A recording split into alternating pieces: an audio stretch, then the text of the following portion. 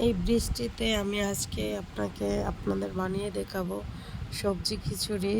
তার জন্য আমি নিয়েছি আদা রসুন বাটা, এরপরে মিষ্টি কুমড়া, আলু, পুঁইশাক পাতা আর মুরগির মাংস। কড়াই বসিয়ে দিলাম, তার মধ্যে দিয়ে দিলাম তেল।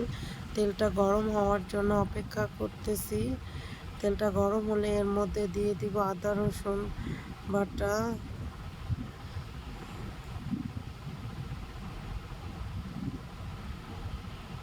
দিয়ে দিলাম আদা রসুনটাকে ভালো করে ভেজে নিচ্ছি। ভালো করে লাড়া দিয়ে ভেজে নেওয়ার পর আসলে চুলায় সবজি খিচুড়ি খুবই মজা। রসুন হলুদ দিয়ে দিলাম স্বাদ মতো, একটু মরিচ দিয়ে দিলাম কালার আসার জন্য। এখন আমি ভালো করে এটাকে নেড়ে নিচ্ছি। ভালো করে লাড়া দেওয়ার পর যখন এটা একটু ভাজা ভাজা হবে, পরিমাণ মতন পানি দিয়ে দিলাম। এখন আমি আবার ভালো করে লাড়া দিয়ে নিচ্ছি। ভালো করে লাড়া দেওয়ার পরে আমি আবার একটু মরিচ দিয়ে দিলাম। গুঁড়ো মরিচে একটু কালার আসে সবজি খিচুড়ির মধ্যে, খিচুড়ির কালারটা দেখতে একটু ভালো লাগে। তো আমি অপেক্ষা করতেছি একটু ভাজা হওয়ার জন্য। দিয়ে দিলাম তেজপাতা,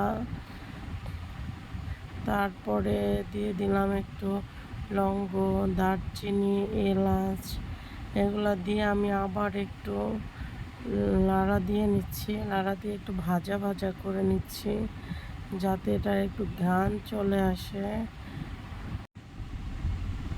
এরপরে আমি অপেক্ষা করতেছি একটু ভালো করে কষিয়ে নেওয়ার জন্য।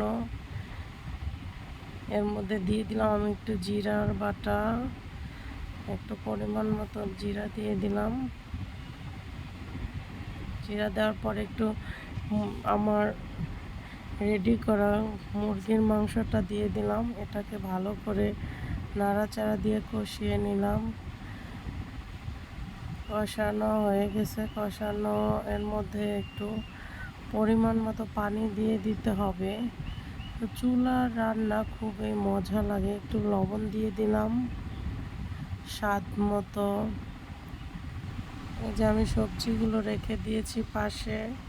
সবজিগুলো আমি ভালো করে নাড়াচাড়া দিয়ে মাংসটা আগে কষাবো। কষানোর পরে তারপরে চাল দিয়ে সবজি দিয়ে দিব। তাই আমি অপেক্ষা করতেছি একটু মাংসটা কষানোর জন্য। এর মধ্যে এখন আমি চাল দিয়ে দিচ্ছি। চাল দিয়ে এবং ভালো করে চালের সাথে মিশাচ্ছি মশলাগুলো। ভালো করে লাড়া দিয়ে মশলাগুলো মেশানোর পরে আমি একটু 2 মিনিট অপেক্ষা করব যাতে মশলাগুলো একটু ভালো করে ভাজা ভাজা হয়। এর মধ্যে দিব আমি রেডি করা মশলাটা, যেটা আমি আগে রেডি করে রেখেছিলাম। এই রেডি করা মশলাটা দেওয়ার পর আমি আবারও ভালো করে নেড়ে সব চালের সাথে মশলাটা মিশিয়ে ফেলবো, যাতে সব মশলাটা চালের সাথে মিশে যায়। এরপরে আমি আমার রেখে দেওয়া সবজিগুলো দিয়ে দিব। পুঁইশাক, আলু এবং মিষ্টি কুমড়া এগুলো দেওয়ার পর আমি ভালো করে একটু নেড়ে মিশিয়ে দেব চালের সাথে। ভালো করে মিশিয়ে দিয়েছি চালের সাথে। দিয়ে দিব পরিমাণ মতো পানি দিয়ে ভালো করে নাড়াচাড়া করে আমি ভালো করে সব সবজিগুলো মিশাবো পানির সাথে। মিশিয়ে আমি ঢেকে দিব ঢাকনা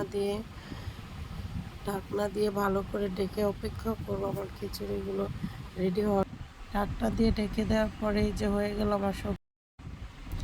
গেল আমার সবজি খিচুড়ি। এর সাথে আমি 2 পদের ভর্তা নিয়েছি। কেমন হলো?